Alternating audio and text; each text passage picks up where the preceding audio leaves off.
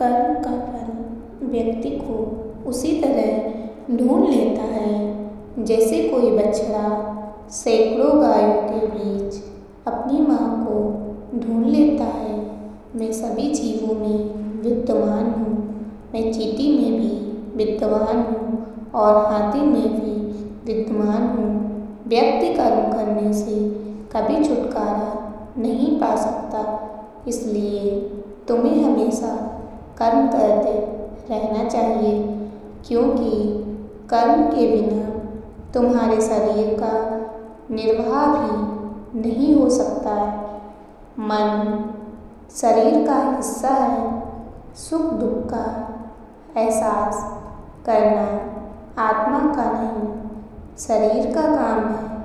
मान अपमान, लाभ हानि, गम और खुशी सब मन का खेल है।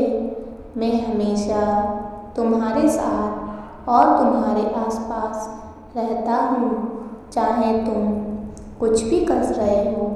मनुष्य उसके लिए शौक करता है जो शौक करने के योग्य नहीं है, और फिर भी वही ज्ञान की बातें करते हो। बुद्धिमान व्यक्ति ना जीवित और ना ही मृत व्यक्ति के लिए शौक करते हैं।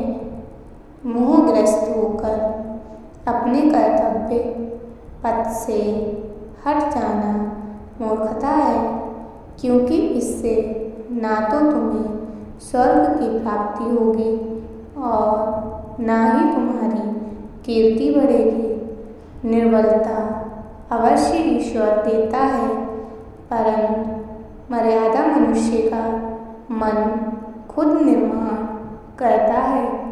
विषयों का चिंतन करने से विषयों की आसक्ति होती है, आसक्ति से इच्छा उत्पन्न होती है और इच्छा से क्रोध होता है, क्रोध से सम्मोहन और अविवेक उत्पन्न होता है।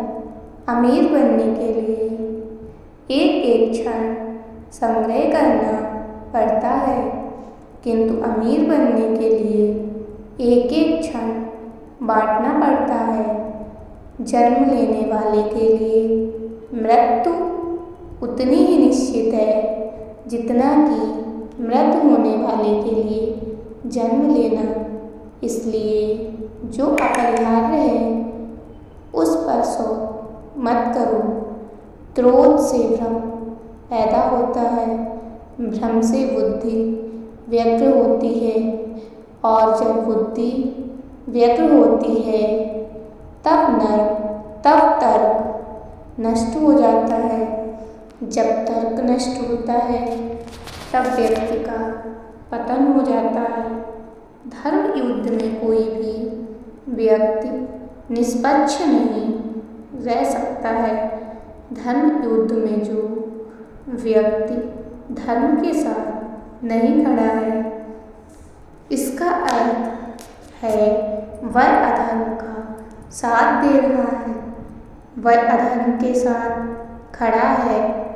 अगर कोई मनुष्य हमारे साथ बुरा कर रहा है तो उसे करने दो, ये उसका कर्म है और समय उसके कर्म का फल उसे जरूर देगा। लेकिन हमें कभी भी किसी के साथ बुरा नहीं करना चाहिए, क्योंकि यही हमारा धर्म है। इच्छा पूरी नहीं होती तो क्रोध बढ़ता है, और इच्छा पूरी होती है तो लोभ बढ़ता है। इसलिए जीवन की हर स्थिति में धैर्य बनाए रखना